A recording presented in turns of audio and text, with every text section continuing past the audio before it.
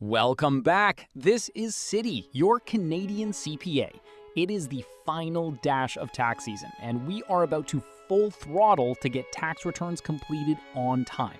If you are still looking for help with personal income tax, corporate income tax, or HST returns, we are here to help. Please check the contact information in the profile or find me on Instagram at roaming.accountant. While tax is what most people know us for, we also help on incorporation, bookkeeping, and even audit and review. If your company borrows money from the bank, that is some financial statements they are looking for.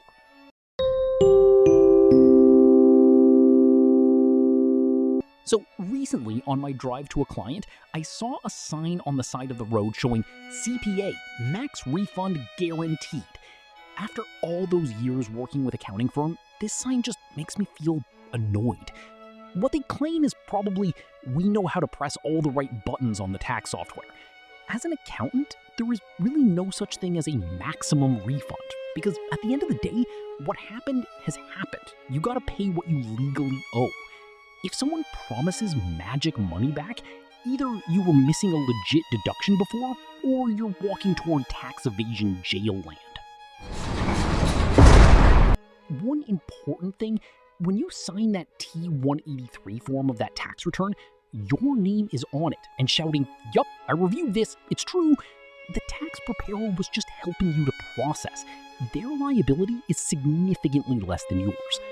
Now, if someone is actively pushing you into illegal stuff, like just make up some expenses or claim your cat as a dependent, and you have proof, sure, maybe you can drag them down as your cellmate. But remember, you're still the one paying for the penalty and for the tax that is supporting the jail. You aren't just paying for a double cell instead of a single cell. That being said, we are going to talk about how to pay less tax legally. Tax is just like your partner. You want some distance so it doesn't bother you too much, yet you still need to love it. Let's get some planning and take out the toolbox and find your perfect partner. Let's roam.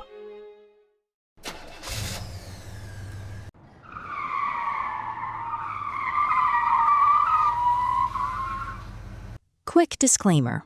This is for educational purpose, not personal tax advice. Everyone's tax situation is unique, so always check with a qualified tax professional or the CRA's official resources before acting. Reach out to us if you think you have the case we can help. Let's open the toolbox and see what we have. We start with the common tools, like screwdrivers. We can see the three most common ones: TFSA, RRSP, and RESP. And one that is less common, RDSP. Each of them is like different tip shapes: cross shape, straight, or star shape.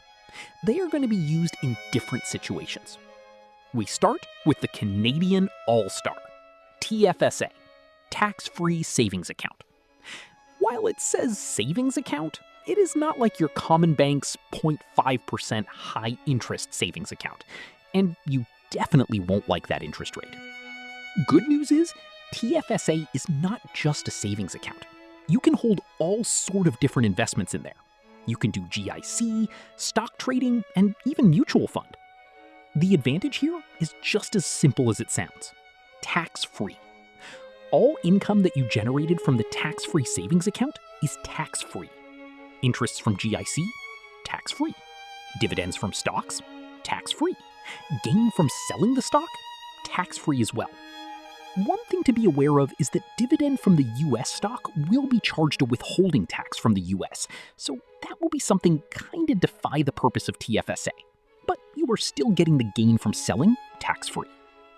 Anything bad about it? Yes. After all, TFSA uses your after-tax money. If you were paying high tax for this year, the TFSA would not help you. It focuses to remove your future income. When we say high tax, it means you are paying your tax above the first bracket. Usually we will say deduct your income at the first bracket. The tax savings are less worthy. We can discuss about this further in RRSP. Another bad thing about TFSA is that any account fee, commission paid, or even your loss, just like the famous term, "what happened in Vegas stays in Vegas." To stop rich people from going all in, stuffing everything into a TFSA, the contribution room to the TFSA does have a limit on it. Since it starts back in 2009, annual contribution room is announced every year. If you are eligible since 2009, your lifetime contribution room will be $109,000. You must be the tax resident of Canada to be eligible, and the contribution room are stacking up when you are 18.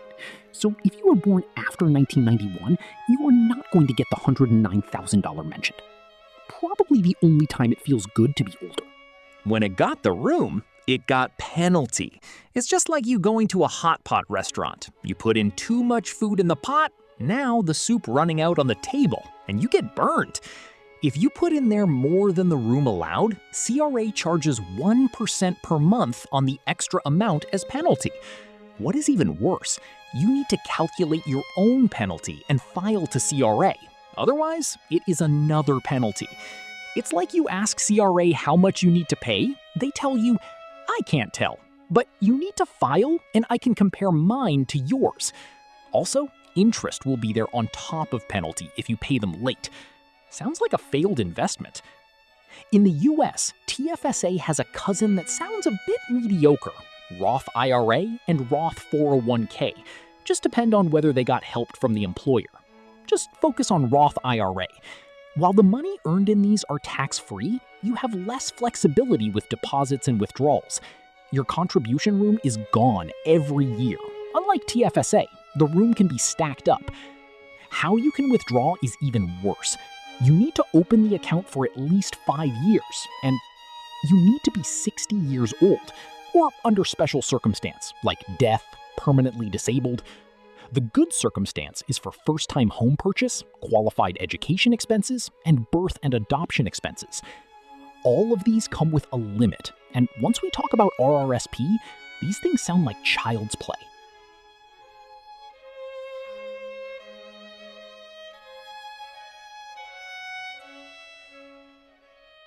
Next up, RRSP, Registered Retirement Savings Plan. This one gives you a deduction on your taxable income. People always say it can be used as a tax deduction. For us, we will say no. It's actually even better. Let's visualize this. You have a cherry tree full of cherries.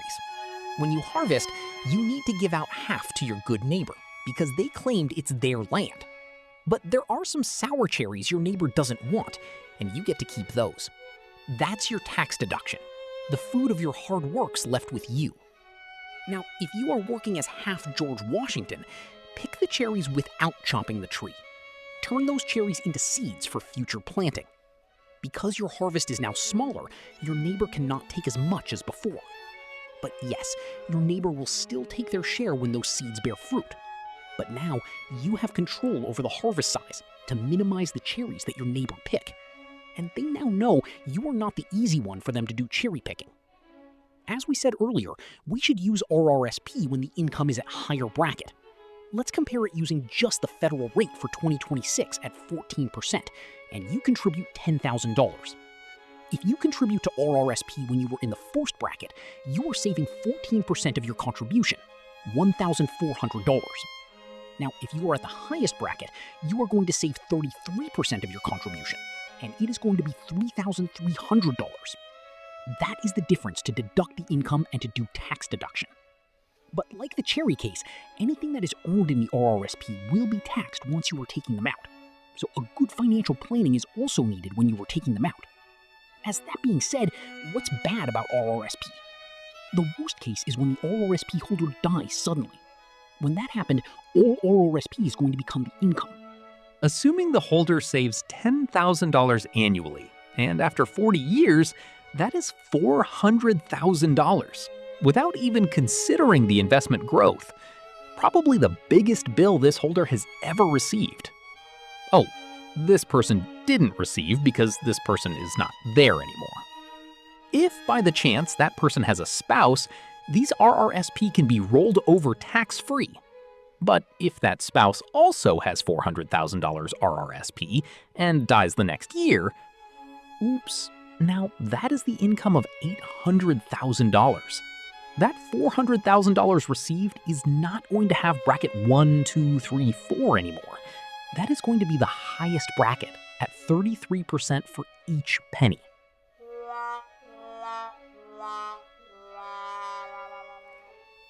This is the rare case, but just to tell you, you want good planning to make sure you are not saving too much and throw out cash on tax that is even higher than you saved.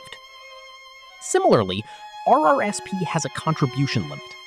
While it can accumulate like TFSA, so you can contribute when you have higher earnings, but it is not the fixed amount. The amount is the lesser of 18% of the earned income and the annual limit. And same as TFSA, the overcontribution will have 1% penalty per month for the extras, and you will need to file it by yourself. Wait a minute! You look familiar.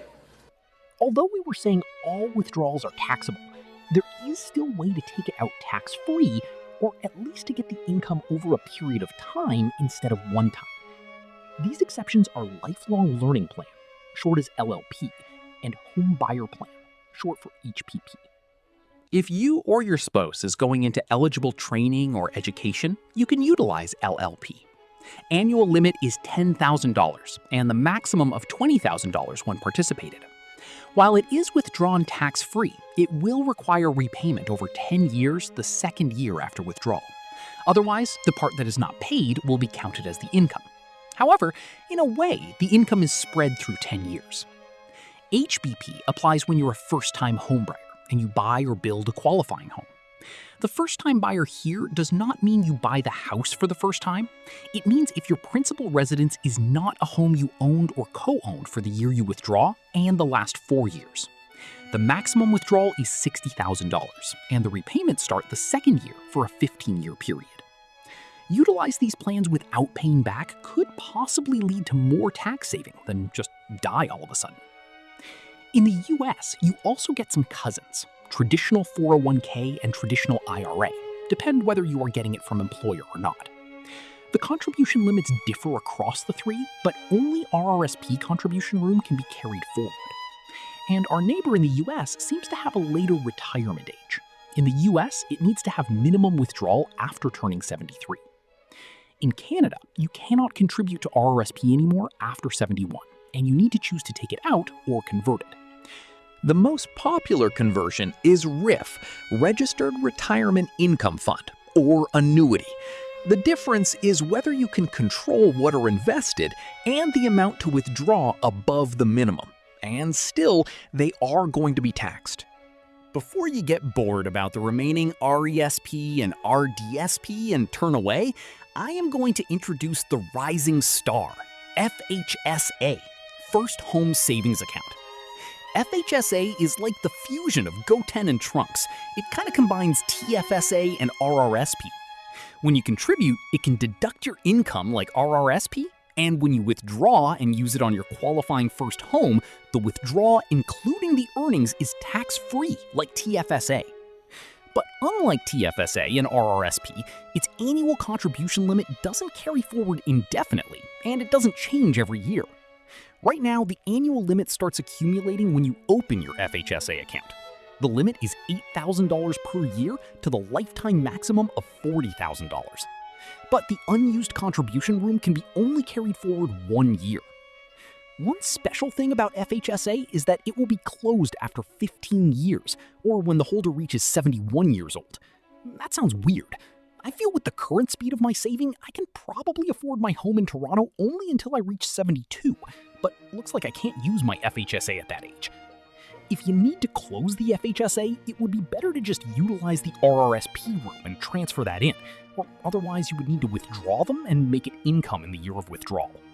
Now, if you're a parent or planning to have kids, pay attention to RESP, the Registered Education Savings Plan. This is for kids post-secondary education, and the magic here is the government grant. The federal government provides you Canada Education Savings Grant. This grant matches 20% of your RESP contributions, up to $500 per year and a $7,200 lifetime maximum per child. To maximize the grant, you should put in $2,500 per year for 14 years and $1,000 for the 15th year. Because the contribution will need to be made before the kid turns 18, you definitely need to plan and start early.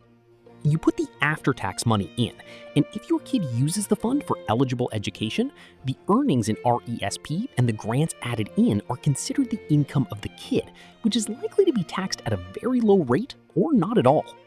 However, you probably need to make sure your kid wants to take eligible education post-secondary. RESP needs to be closed after 35 years. When it closes, the grant will be clawed back by the government. The growth will either go to RRSP if there is RRSP contribution room, or be taken out and taxed as income plus 20% penalty. In the US, something similar is the 529 plan. Without going into detail, it is a plan that allows state tax deduction for the parents, higher contribution limit, can be used from kindergarten to university.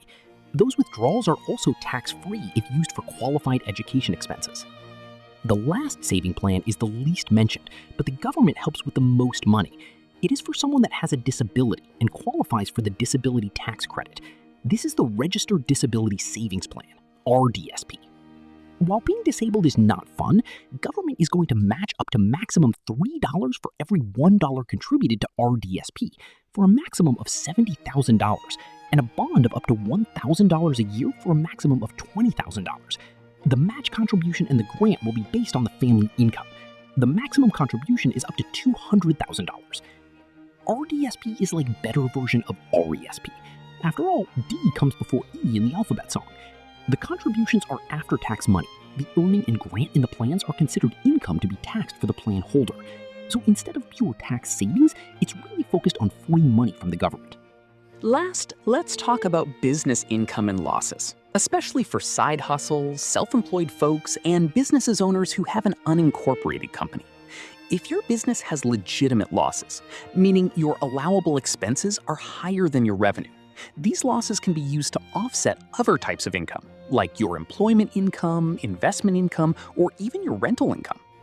However, the interesting thing is that CRA could send you a letter if you continuously having business losses on your personal tax.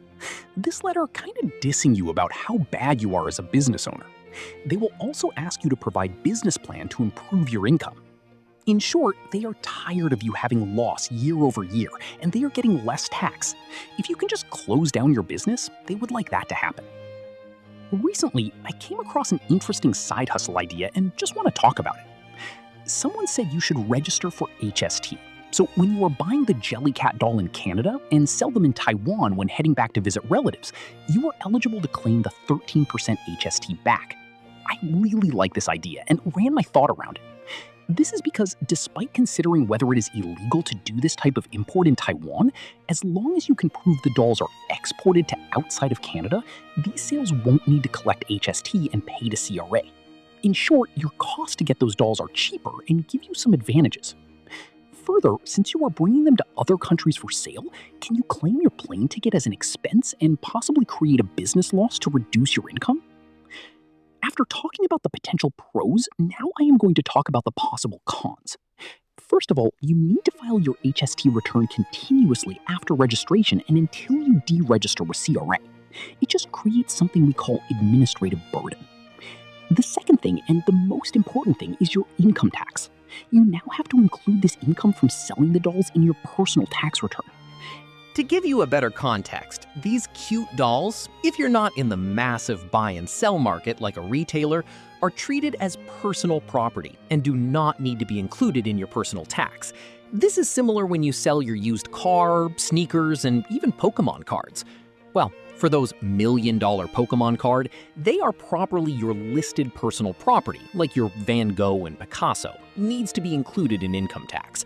And if you are selling your dolls at double the price, just the federal income tax itself is 14%, then your tax will be more than the 13% HST that you saved. Experimentally, I am very curious if I sell my hobbies to make money. For example, if I start doing YouTube videos about Lego, sneaker, and travel, once I get the channel monetized, can I put all the costs in as expenses? That would be quite a joy because now all hobbies are deductible and kind of using the government money to support my hobbies. But eventually, once the wise people said, when you turn a hobby into work, it stops being a hobby. Let's do a quick recap of the tools that can save on tax or get money from government we've talked about today. TFSA, After tax money goes in, growth and withdrawals are tax-free, super flexible for almost any goal. RRSP, tax deferred with possible deduction on tax, tax deferred growth, taxed later when you withdraw. RESP, you use after-tax money, free government grant, can only be used to post-secondary education. The grants and growth are taxed in the kid's hands, likely at a very low rate or no tax. RDSP, for disabled people only, large matching grants from government. Business losses can offset other income. Other than these basic tools, there are things like lifetime capital gains exemption, family trusts, and using a corporation to defer tax at the personal level. As mentioned at the beginning, everyone's best solution is different, and it needs to be properly planned.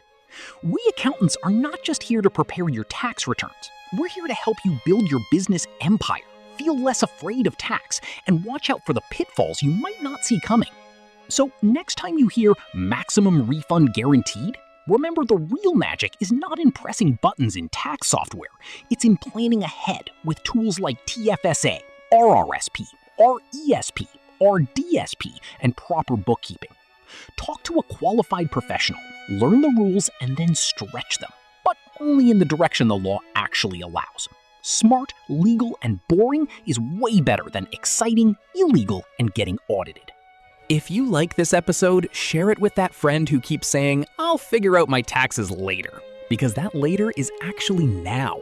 And if you think you've got an interesting money-saving idea like registering HST just to claim it back on Jellycat dolls, leave it in the comments. We can talk about the pros and cons and how it would really work in practice. See you next time.